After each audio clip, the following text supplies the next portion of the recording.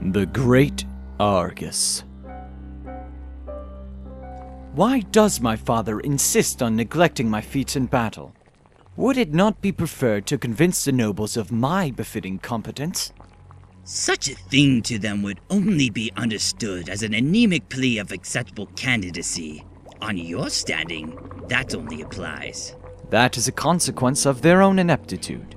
Why must we play this game of deception when they are at the mercy of our armies?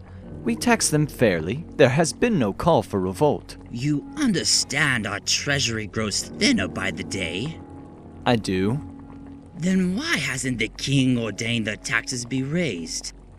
The nobles influence the council, and then the council allows the king to declare his wars without consulting them. Then how can we keep neutrality when we do not have the preferred council members to agree with our king as the nobles begin to deject our authority over their people? So you insist we play this game and live under constant unease of the possibility of rebellion? It is a balance that must be kept. Unless my young prince carries an alternate solution. If our desired council members are at the mercy of the nobles, wouldn't conventional wisdom encourage we set in place our desired nobles as well? It is a notion sweeter than honey, my young prince. But such a thing would require severing bloodlines spanning centuries before your time. Their history is of no interest to me. But would their people share your sentiment? Perhaps not. Yes, their sentiment would be rather contradictory.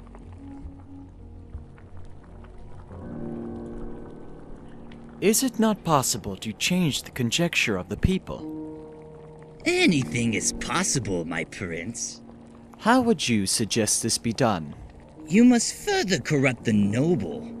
However, they will not willingly increase their deceit from fear of discovery by the people. The incentive must not be positive in their favor. You wouldn't simply give promise of more land? No, the catalyst would be far too visible if it was so. And yet, I wonder, of which nobles take land nearest the king's keep? Lord Fettlemead holds dominion over Loch Meadow, Silverford, and the farms of Foxdale. Lord Ilmarinen controls the district of Brightwyn and Linwall, just below the river beyond the fall. Whom would you prefer removed from position? Must I only choose one? Oh, the king you would be, my dear Prince Kodax. It is much intended on my behalf. However, that decision lays not in my hands. Are we not meddling in affairs believably beyond our influence? I fear I have much to learn from you, Andraste. Yes, I believe you do.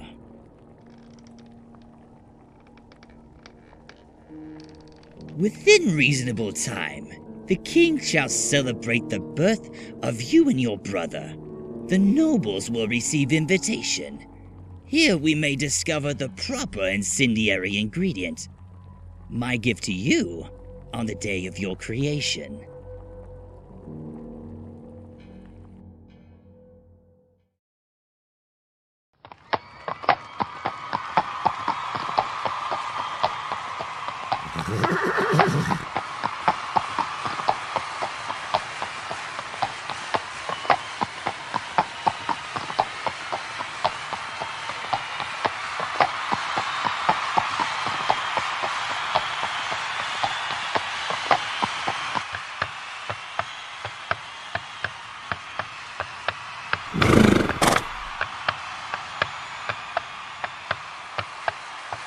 Ah, young prince, I missed your company upon the day of victory. What had kept you from our ultimate day of glory?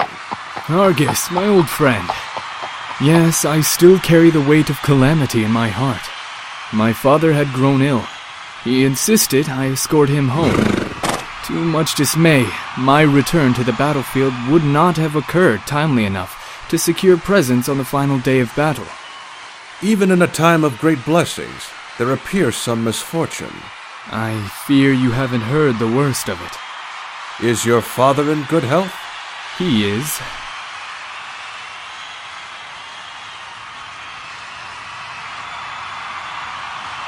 Where is my brother, young prince?